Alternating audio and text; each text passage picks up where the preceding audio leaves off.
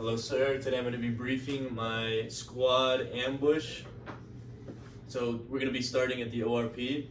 When we reach a viable ORP location, me, the squad leader, is going to call a security halt. At this point, the rest of the squad is going to pull 360 security.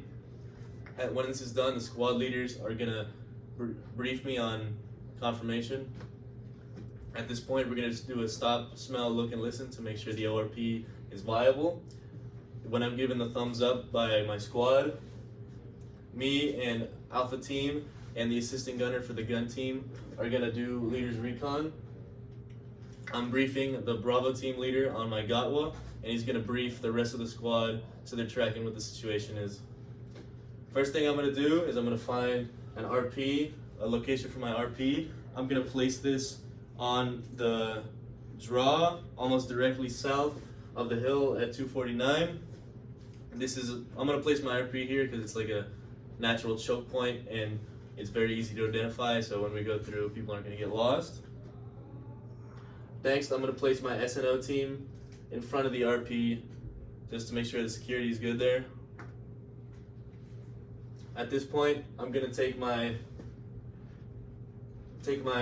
far side security and then place them right here, and I'm going to trust that my Alpha team leader will place the security here when I tell him to.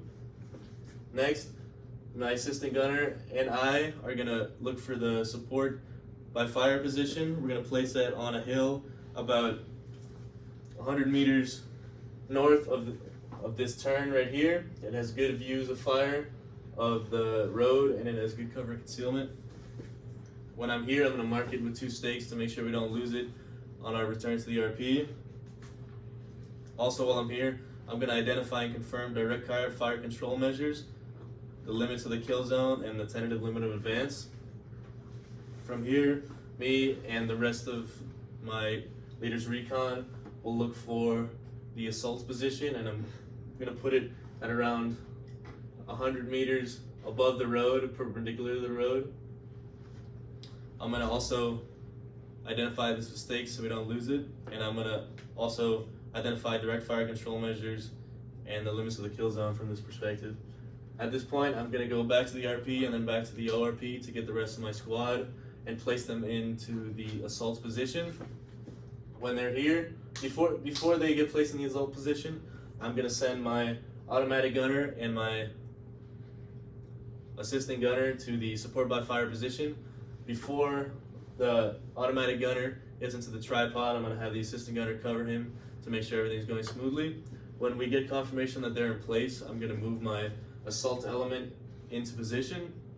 When this is done, I'm going to have my Bravo team leader move 2 claymores here and here. When he returns, I'm going to say ambush set. At this point, our ambush is ready to be completed, and all we have to do is wait for the enemy to move through an appropriate point in the kill zone in order to initiate the ambush. We have intel that the enemy is going to be coming from south to north on this road. So I'm going to wait for the enemy to go to about here in the middle of the kill zone, at which point I'm going to initiate with the 2 claymores. When this is done, I'm going to use the support by fire is going to do a mad minute at rapid fire, but this is basically just laying as much hate on the enemy as possible. After the mad minute is over, I gave my 2 AT4s to the assault element. Maybe if a vehicle is coming through, they can destroy that if necessary. At this point, my assault element is going to bound into the objective. When they reach this point here at the beginning of the kill zone, I'm going to call shift fire, and the support by fire is going to move to this second TRP at this little pond touching the road right here. When I move closer in to about the road, I'm going to call lift fire on my support by fire, and we're going to move into the LOA. At this point, I'm going to call LOA, and I'm going to send my EPW and my search team to search and clear all the enemies. When I'm sure that all the enemies are clear and dead, I'm going to call red, and I'm going to have the assault position move back, or the assault element move back to the RP. I'm going to leave my EPW there to make sure the detonations are finished. At this point, before the assault element moves out, I'm gonna have the automatic gunner cover the assistant gunner cover the automatic gunner while he moves from the tripod to the bipod. I'm gonna call white, and then the support element is gonna move back to the RP when the rest of the assault element is gonna move out, and then I'm gonna call blue. Security element is gonna move to the RP. They're gonna detonate everything that's left in the kill zone, and we're gonna take accountability, make sure no one's injured, and we're gonna complete the mission from there. Thank you.